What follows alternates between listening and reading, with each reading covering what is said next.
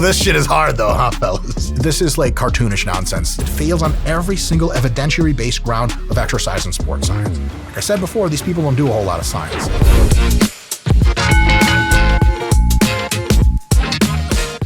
Hey folks, Dr. Mike here for RP Strength. I am a former professor of exercise and sports science, a black belt, Brazilian Jiu-Jitsu grappler, and a competitive bodybuilder. Hiya! Huzui! And today I am reviewing the none other than legendary, sort of fad in fitness, functional patterns. Let's find out if there's a pattern to this. Let's find out if there's function. Let's look at a lot of really hot people move three-dimensionally. 3, 2, 1, hot people. All animals with the spinal column have distinctive ways of moving in space. Humans also have specific movements that define us at a basic level. Although anthropologists debate how and why we evolved these traits, they pretty much all agree that standing, walking, running, and throwing are the defining aspects of human movement. Standing is not a movement. I'm just being a dick, but it's really not. Cool. There are lots of other movements that humans do all the time. Reaching down to pick things up is one of them. Grappling in combat is one of them. It's nice to be able to boil human movement down to a few simple types of movements, stereotyped movements, but it's a bit more complex than this. But it's not wrong, just a bit of stuff left out. At Functional Patterns, we orient our entire training methodology to respect these adapted evolutionary traits. All pain-free movement in humans relates to these big four functions in some way. Okay, that's make-believe. You can do these functions and get a lot of pain just from shitty genetics, just from excessively high forces, just from trauma from these movements being done, too much repetition, too much load. And so the pain-free thing is just like a marketing gimmick as far as I can tell. If you can move competently in a bunch of dimensions with your body, the probability you have low pain is much higher. So it's good to do this, but there's nothing special about these kinds of movements that if you do them, it's gonna reduce your pain. Just doing conventional training in the gym does probably more for reducing pain in everyday life than almost anything else you can do, these movements included. But conventional strength training, rehab, and stretching programs are made up of exercises that are detached from our evolution. Okay, so humans did not evolve to have healthy joints. Humans did not evolve to be particularly competent at modern environments and modern tasks. Humans didn't even evolve to be very strong. Humans evolved to be decent, good enough survival machines, probably for the most part in small societies in the African sub-Saharan savanna. And so that's where we gain most of our anatomical, evolutionary kind of drive. And so if we have exercises that tax large muscle groups through large ranges of motion, strengthen almost every part of your body, things like deadlifts, deficit deadlifts, presses, rows, they generally make the body really strong and really competent. And when you take that body and you teach it how to move in whatever sport or activity you're doing, you can have all the strength, all the size, all the tendon health, and all the competence covered. If you over-apply the principle of specificity to make everything in the gym look like real, natural, organic human movement, which you will almost never do anyway, then you're needlessly undervaluing these amazing discoveries like the barbell, like the compound movement, which are not in alignment with evolution. They make you better than you could have ever been in your evolved state. There's nobody in evolutionary history, short of people that used barbells, that could deadlift 800 pounds, squat 500, or squat 600 and bench 400. People like that just did not exist. Barbells and machines and all of the advancements in technology can make you better at sports and can make you healthier. It can make you better at all movement than moves that look like they are evolutionarily related. That's just a thing. At FP, we focus on relating every motion back to our biology. What part of walking with ski poles and being held down by another person with an ankle weight attachment to a free motion machine looks like our evolved biology? For the love of God. There's a lot of that in here. Wow. When you train your body in a way that respects millions of years of evolution, you make continuous— Oh my God, Scott, look at that. There's like all the orders of life. There's like fungus, little fishies, and your foot. I can like see the whole arc of the timeline. I'm like a part of a bigger thing, you know? Past the mushrooms. Continuous progress without degeneration or pain. This is why people who practice FP don't seem to pick up training injuries. Instead, they become leaner, stronger, and more agile, and they can easily maintain this level of fitness. I mean, Scott, how upset are we at this insane false advertising bullshit? Like, I get that when you have hip and back pain, you're both sad and your upper body for some reason is also not jacked. And that when you've resolved your hip and back pain, somehow your side delts grow. But this is like cartoonish nonsense. Yes, it's good to not be in pain. If you're not in pain, you can train really well and you can get jacked. The thing is, that person right there who got jacked with functional patterns could be more jacked doing conventional gym training, which is optimized to get you jacked. And so I think they're on solid ground when they say our shit can make you move more fluidly, which is dope. It really can. But when they're like, hey, look, before and afters are really impressive, like you step into the world of before and afters, you're going to get run over by that giant truck of hypertrophy training. It's just better. It's optimized for that goal. Would we claim that using the RP Hypertrophy app is going to make you super athletic? No, because it won't, because it'll just make you much more jacked and probably a lot stronger too, and leaner if you control your diet. But are we saying that it makes you better at soccer and all that stuff? No, that's for you to figure out on your free time. If functional patterns stuck to the fact that it is like a really good way to move, teaches you how to move, synergizing all of your muscles, and naturally will reduce the probability you get hurt doing random shit like gardening or hiking, they're on really solid ground. It's a great system for that. But if you're saying, hey, look, like we can get people jacked and lean, like, yes, that can also happen, but it's not because of functional patterns has some kind of huge upside in that market. It actually has a downside. It's a very inefficient way to get as jacked as possible. So just something that has to be said. Of fitness and efficiency. Yeah, efficiency is a wild claim. It's backwards. That's the opposite. Scott, I'm getting angry. Hit me again. Well, we're barely getting started. I took like 20 minutes. That was just the overview. Part one. If you want to improve your energy sustainably, fix your biomechanics, improve your posture. Posture has almost nothing to do with sustainable energy. It's just a fact. Moving on. When you improve your posture at a fundamental level, at a deep level, it's good to improve it at a fundamental level, Scott, and not at some peripheral level or some shit like that. Surface level posture. Level, yeah. You like have good posture, like picture it out. You don't really have good posture. Slouching on the inside. Usually slouching where it matters, in your heart. You change the viscoelastic consistency in your fascia. Oh, that's make-believe and all total nonsense. Thank you, Nadi Aguilar. That will carry fourth phase water that is negatively charged. Ooh. Wait. Scott, he's right. I just did the calculus in my head, and I knew that water could be negatively charged in fourth phase. He's beginning to believe. Folks, there is still more video to come, but a quick reminder, a longer, more uncut, significantly more perverse version of this video and many other videos exist in our members channel, members area. There's going to be a click you can click on and a link you can link on. Go give that a click, sign up. It's just a little bit of money for a huge amount of value. All right, back to the video. If you are negatively charged with your body, the probability is you are going to be much more energized than if you are not. Folks, believe it or not, the human body is not a battery, and your overall energy level has much more to do with the kind of substrates you're using in your very intricate molecular machines that both create and extract energy than it does with some kind of whole body charge. It's nonsense. Scott, we're like subscribing to the cartoon theory of energy. When you get struck with lightning, you can like super punch people afterwards.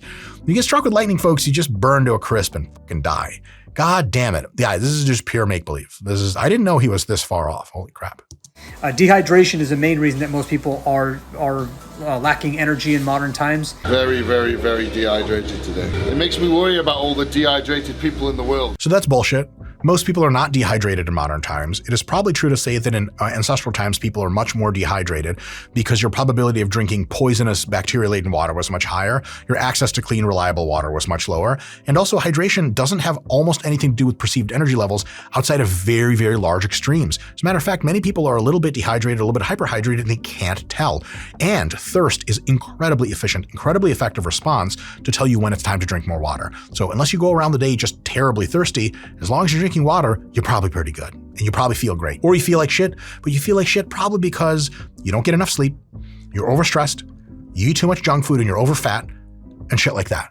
You fix that, you're gonna be in much better shape.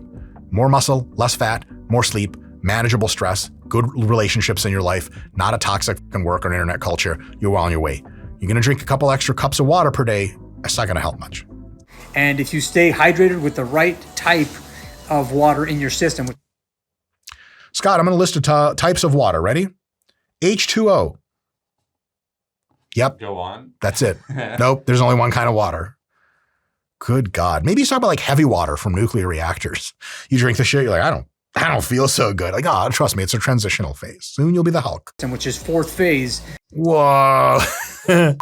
You will completely change your life, and you will not need coffee, and you will not need any stimulants or energy drinks or any kinds of Adderall, Ritalin, or whatever crack they're feeding people in modern time. They aren't doing shit. People have attention deficit disorder. People realize that when they're fatigued, they can consume stimulants and get a short-term boost. Many people realize there are downsides to stimulants as well as upsides, so the choice to use stimulants should be done intelligently, but there are absolutely normal ways to do them. There is no conspiracy to feed you Adderall, not Aguilar, and if that's the case, how come your boy needs to go to a college campus and pretend to look like Harry Potter to get some fucking addies to party, goddammit? Scott, when's the last time you could just easy access Adderall everywhere? It's not that easy. My psychiatrist is like, you don't have a diagnosable disorder. I can't continue to prescribe you. What do I usually get? Adderall. I got hip pain, Percocet. I got like leg pain, Vicodin. The blue pills, Viags. I need the Viags. Just saying your boy got to perform. And all that stuff is so stressful. I need Xannies to get me down. Man, and you need something during your workouts to keep you better hydrated as well. Meth. No? Yes. All right. So fourth dimensional fucking wizard water is not a thing.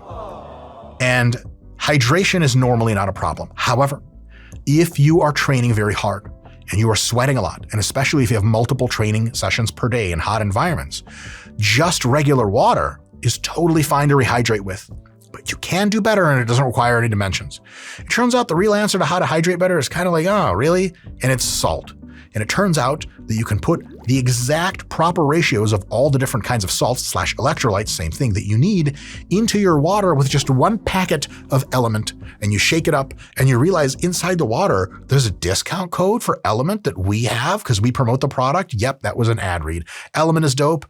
We don't have fourth dimensional water yet, but hey, our scientists are working on it. Do more meth, folks. That's good advice. Your muscles are meant to be integrated, which means they need to work together. The problem with most modern gyms is that people are spending their time doing the opposite. Yeah, because they want jacked arms. This is not rocket science. I don't think Mr. Curlman is looking for a totally integrated athletic physique. When you go into Division I strength and conditioning programs around the country, they're usually not doing functional patterns. They're doing compound body weight and barbell lifts that also integrate massive fractions of the body and actional functional movements like pushing and pulling and picking things up off the ground and throwing them. Rotational work important? Yes. But it's not the only part of the picture. I said these guys discovered rotational work and they were like, this is it. Sure, it's a part of it, but the whole gym exists for really good reasons. Using exercises that train their muscles and joints. Scott, appraise the physique. It looks functional. It looks functional to me. On a scale of can't get it to can get it. Would get it out of 10. Would get it out of 10.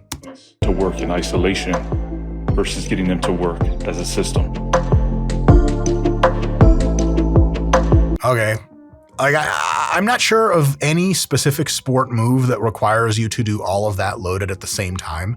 It's like figuring out wacky ways to like incorporate like lots of parts of your body, but not overload hardly any of them. Like your legs hardly work in that whatsoever. You just one tiny little dumbbell. I guarantee you if we sat that guy down, he could shoulder press a lot more. And like, look, in real world scenarios, you want bigger and stronger. Like learning to move like this is dope, but spending all this time, you just be spent on sport training. Cause like, like if put this guy into a grappling match, like, however he trains now, he'd be better at grappling if he was actually big and strong. And Gordon Ryan's out here doing bench presses and steroids and he's gonna beat everyone's ass. And all this functional shit is dope and all. It looks cool. It's got vibes, but sport training does the functional shit 50 times better than the functional shit can do it. Lifting is to make muscles bigger and stronger in coordinated ways. And you can do that with conventional lifts and a little bit of this stuff. This is overkill, people. Big time overkill. We deviated from our natural roots of movement. Ooh, folks, do not make fun of weightlifters or CrossFitters because however much you think you can move, they're better at it than you are. They're the best movement people in the world. Scott, do you think they're going to try clown on strongmen next? That'd be really fun. They basically are. Good God. All right, so that specifically is great. Okay, so the bar has two things. The same load on both sides, so there's actually no rotational vector whatsoever. Rotating a bar is difficult when there's something pulling more on one side than the other, first. Second of all, there's actually nothing pulling on either side of the bar because gravity points down. That whole demonstration of the bar back and forth is fucking nonsense. It's a circus trick. Anybody can do that. The only limiting factor to that is, can you actually have the mobility to rotate your core, which is good to do for stretching or gymnastics work, and then everyone can do that. It is not a challenge. It is a fundamentally pointless movement. Oh my God, this is happening. Yes. They dogged on Jared Feather. Yes. This is such an honor. Guys, this is IFBB Pro Jared Feather, my father, and he is a competitive pro bodybuilder, a former competitive Muay Thai fighter. He is 5'10", and 220 pounds, shredded. He's a classic physique pro, and he also played, he was recruited by numerous D1 schools to play football, but wasn't interested in concussions, so he just went to school, and that's how I met him. And Jared is quintessential athlete, and I can guarantee you he can beat the living shit out of, jump higher and run faster than that 10,000 BC motherfucker they got, who's an actor. This is not a video taken in 10,000 BC. All right, let's talk that shit. Wait. Is anything going to be said? Nope, this is just... Continue.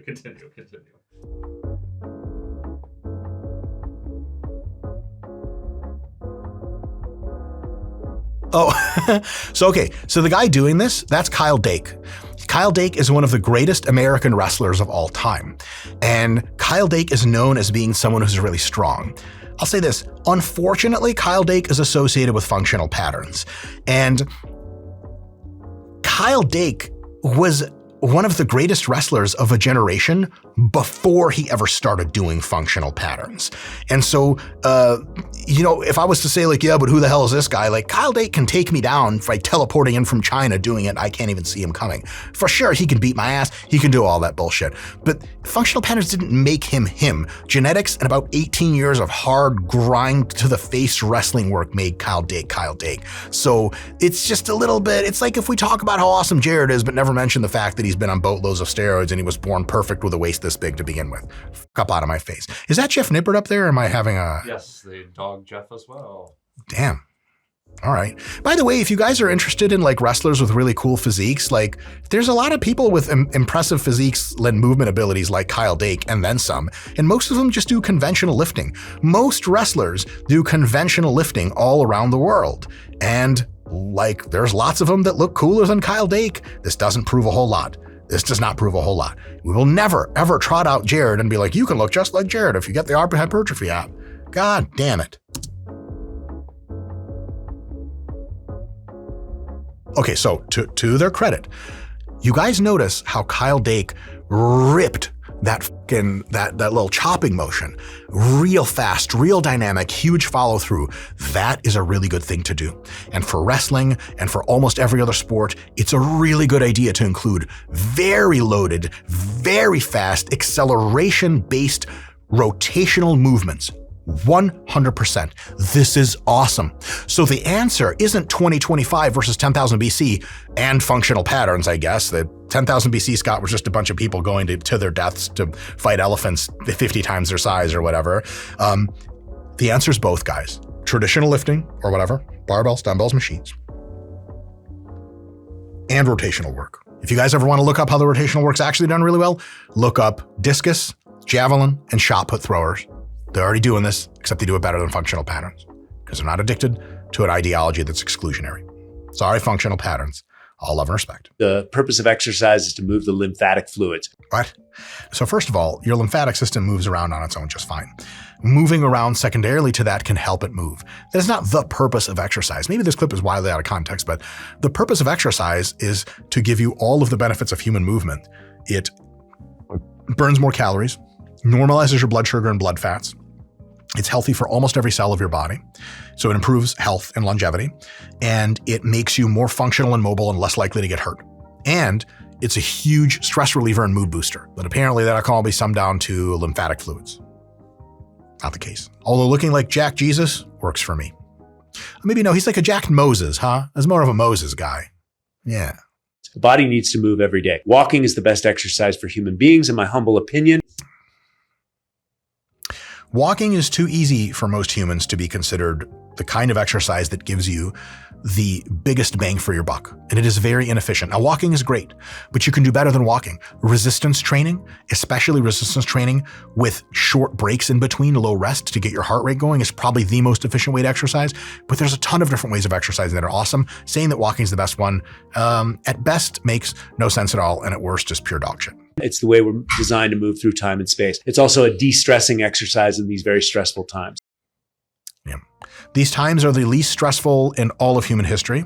It's probably the bad thing is that there's so little stress that we're going insane from anxiety. But I will say walking is great. It's just typical functional patterns. Take something that's cool, say everything else sucks and it's the best, and be wrong a lot. Folks, you should give functional patterns a try because they have many movements, specifically their loaded, high-speed rotational work that can make you better at being a rotational athlete, that can help you develop ranges of motion you typically don't see in conventional training. They can help enhance your quality of life and reduce injury.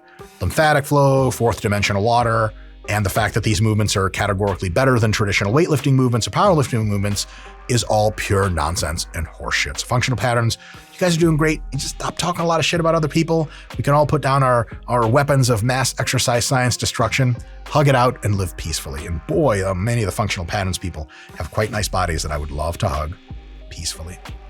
Anyway, I give functional patterns, and has been around for a long time, saying nonsense out of 10, but is actually a pretty decent system to add to your current system of training out of 15. What? I've been Dr. Mike, and I'll see you functionally next time. Nice. I give them a 4th phase water out of 10. 4th phase water out of 10. That was actually true. The vibrational healing, I can feel myself. Woo! That was fun. I feel more functional and I can detect patterns everywhere. Would you like more patterns that may or may not be functional? This video right here is going to hook you up. See you next time.